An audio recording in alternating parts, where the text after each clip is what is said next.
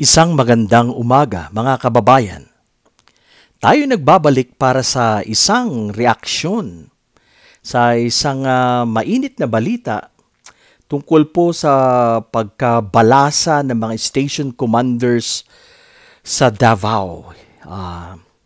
At isa nga po dyan, ang EJK enabler na si Colonel Lito Patay. Yan, siguro po, aware po kayo dyan dahil siya po ay pinatawag, that was 2 weeks ago, para humarap sa hearing sa lower house kung nanunod po kayo. So siya po yun, si Colonel Lito Patay. So nagkaroon po ng another reshuffle ng mga station commanders dyan sa Davao. Merong isang hindi masaya sa nangyaring balasahan o reshuffle ng mga station commanders sa Davao. Mayor Baste Duterte, hindi po siya masaya sa pagkaka-reassign ni Colonel Lito Patay. Bagong OIC or chief ng Davao City si Colonel Patay at right away after serving as it's just a mere 3 to 4 hours, umupo siya. And ang pagkakasalaysay nila is siya'y tinawagan at nalaman niya na he was reassigned. So napalitan, ibig sabihin, pinalitan po siya kaagad. Hindi pa siya nakakatagal, 3 oras lang sa pagkakaupo. Bilang OIC chief ng police ng Davao City is pinalitan right away. At ang pumalit nga sa kanya ay si Colonel Sherwin Butil. Yan po ang bagong hepe ng Davao. Yan. So, bago po tayo magpatuloy, marami pong salamat sa lahat ng mga nagsusubscribe, sa aking po mga new subscribers and followers. Ganun din rin po sa aking mga old-timers na mga dating subscribers na po. Maraming salamat po for sticking around, for supporting me, my channel. I appreciate it po. At shoutout po sa inyo lahat, sa lahat po ng mga nanonood. Sa mga hindi pa po nakakapag-subscribe dyan, please subscribe po to my YouTube channel. Meron din po akong Facebook page, ang Manong Rayban Channel. Pareho po ang pangalan. So, yan. At ipagpatuloy na po natin at atin pong bigyan ng reaksyon itong pagkaka-reassign, itong pagkakabalasa ng mga station commanders po dyan sa Davao. Alam naman po natin na si Colonel Patay ay siya po ay isang EJK enabler. At nung pong kasagsagan po ng tukhang war on drugs ni former President Duterte, na-assign po siya dyan po sa Maynila. At nakikita po nating anggulo, although hindi po sila nagbigay ng official na dahilan kung bakit siya nirelieve right away, kung bakit siya pinalitan and reassigned right away. Wala pong binigay ang PNP head kung bakit siya pinalitan right away. Pero ang nakikita po nating anggulo, siguro magkapareho din po tayo na iniisip kung bakit nirelieve right away. Kumbaga hindi pa po umiinit yung kanyang pagkakaupo sa silya bilang hepe ng pulis sa Davao. Pinalitan ka agad.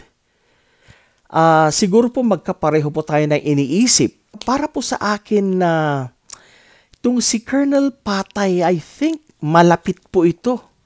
Malapit po ito na pulis sa mga Duterte. Ito po ang aking basa dyan.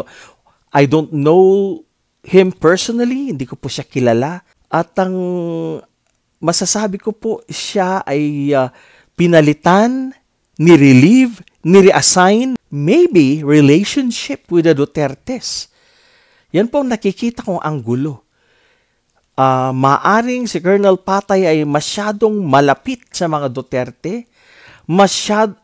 Nakikita nating meron siyang very close relationship, kaya ayaw na ngayon ng DILG, PNP, ng mga ganitong relasyon ng mga local government officers like mayor, relationship with the chief of police.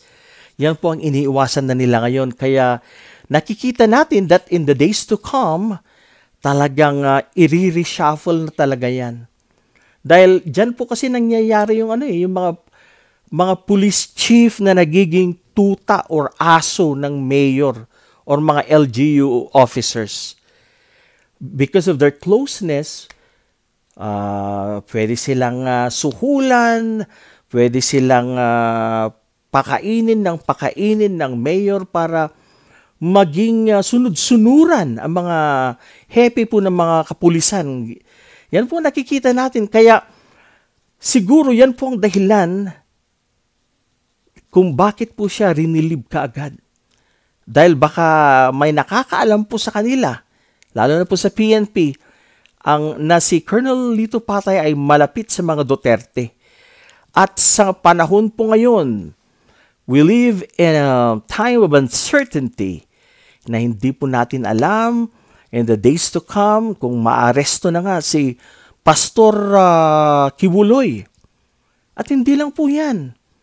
Baka maybe tomorrow or the next day, baka andyan na po yung warrant of arrest na i-issue po ng International Criminal Court. Yan po ang isang anggulo, napakalaking anggulo na ating tinitignan dyan. Na ayaw nila na ang chief of police ay masyadong malapit sa isang LGU officer or mayor, sabihin nating mayor. Dahil baka ito ay maging or tumutol sa ipag-uutos ng national government. You never know kung baka andyan na nga. Dahil alam niyo na, July na po ngayon.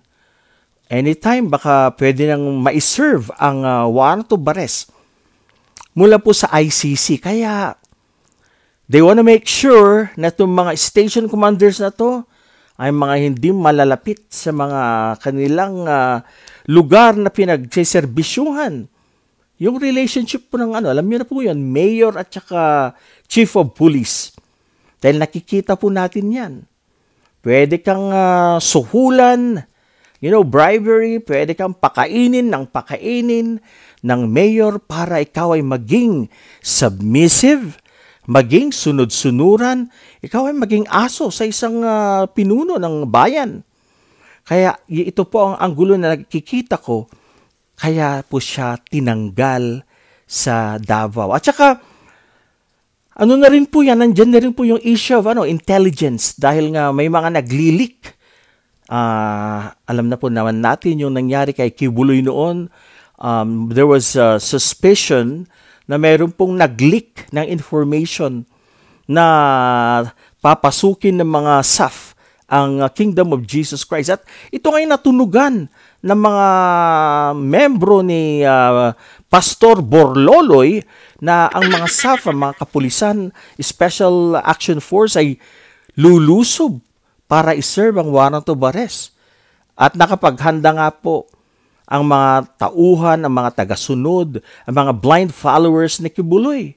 At yan nga, medyo mayroong malaking resistance mula po sa kanyang mga members and tagasunod. Kaya, wala. Hindi po maganda. Hindi po naging open ang mga tao. Hindi po sila, mayroong resistance, sabihin natin. Merong resistance, lumaban sila. Merong obstruction of justice sa huling pag-serve po ng warrant of arrest. Kaya, hindi natin alam, baka meron na namang susunod na mga attempts para huliin si Kibuloy at ayaw nilang merong isang pulis na malapit sa mayor or pulis na malapit kay Pastor Kibuloy na nandyan pa rin sa pwesto at pwedeng mag-leak na naman ng mga informations na magmumula po sa national government o sa Maynila. Yan po ang ating nakikita dyan. Kaya bakit po nirelieve si Colonel Lito Patay? So yan po ang maliwanag na basa natin dyan. I hope na itong pumalit na si Colonel Sherwin Butil ay sana naman maging neutral, sana naman ay huwag maging tuta Huwag magpakaaso sa, kay Mayor Baste. Dapat kung ano ang mali, ipatupad ang batas. Kung sinong nagkamali, dapat huliin. Regardless, kahit na Duterte man yan, kahit na mataas sa lipunan, dapat kung may pagkakamali, dapat may pananagutin. Kaya good luck po kay Colonel Sherwin Butil dyan po sa Davao City bilang hepe. Saludo po ako sa inyo at sana maglilingkod po kayo bilang isang neutral na hepe ng pulis na walang pinapanigan, na ang taong bayan ang inyo pong papanigan at ang ating batas ay inyo pong talaga i-uphold and protect. Anyway, yan lang po muna ang ating maikling reaksyon sa pagkaka-reassign ni Colonel Patay sa Davao. Napakaigsi po, 3 hours lang po yata yung kanyang termino bilang hepe. Tanggal kaagad bilang Chief OIC. Tanggal kaagad, pinalitan nila. He was reassigned somewhere sa Region 11 din. So, anyway, maraming pong salamat sa inyong panunood at pagsuporta sa aking channel. Sa mga hindi pa po nakapag-subscribe kay Manong Rayban, please subscribe, like, and share my videos para po lumaki po ang aking tahanan at ako po ay mas lalong ma-inspire na gumawa ng marami pang mga videos na makakatulong po for information dissemination sa ating mga kababayan at sisiguraduhin ko po na tayo po ay magbibigay ng mga impormasyon na wala pong fake news, kundi pawang katotohanan lang po ang ating ipapamalita at pag-uusapan sa aking pong mga talakayan. Alright! So, magandang umaga once again, mga kababayan ko. Mag-iingat po tayo lagi. God bless everyone.